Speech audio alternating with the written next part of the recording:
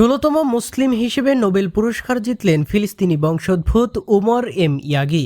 বুধবার ৮ September Royal Swedish Academy of সায়েন্সেসের ঘোষণা অনুযায়ী জাপানের সুসুমু কিতাগাওয়া যুক্তরাজ্যের রিচার্ড রবসনের সঙ্গে যৌথভাবে রসায়নে নোবেল জিতেছেন এই মুসলিম অধ্যাপক।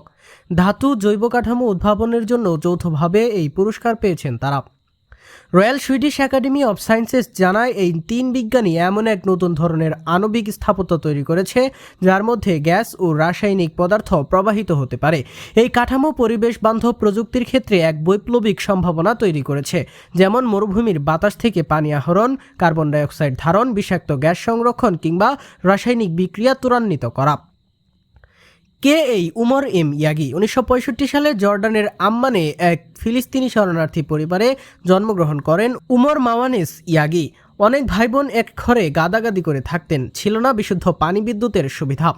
উমর এম ইয়াগি বাবার পরামর্শে মাত্র ১৫ বছর বয়সে যুক্তরাষ্ট্রে চলে যান।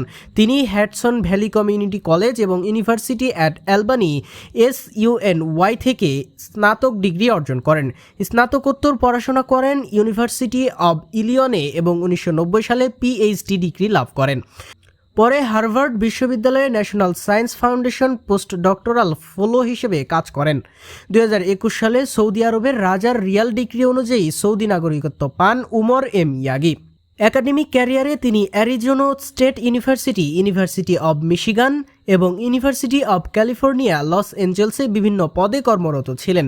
২০১২ সালে তিনি ক্যালিফোর্নিয়া বিশ্ববিদ্যালয়ে বার্কলেতে যোগ দেন এবং বর্তমানে জেমস ও Neeltje Tretter professor of chemistry পদে রয়েছেন। তিনি molecular foundry, Kavli Energy NanoScience Institute, California Research Alliance এবং Bakar Institute of Digital Materials for the প্ল্যানেটের পরিচালক হিসেবে দায়িত্ব পালন করছেন। নোবেল পাওয়ার আগেই উমর বিভিন্ন আন্তর্জাতিক পুরস্কার ও সম্মাননা অর্জন করেছেন।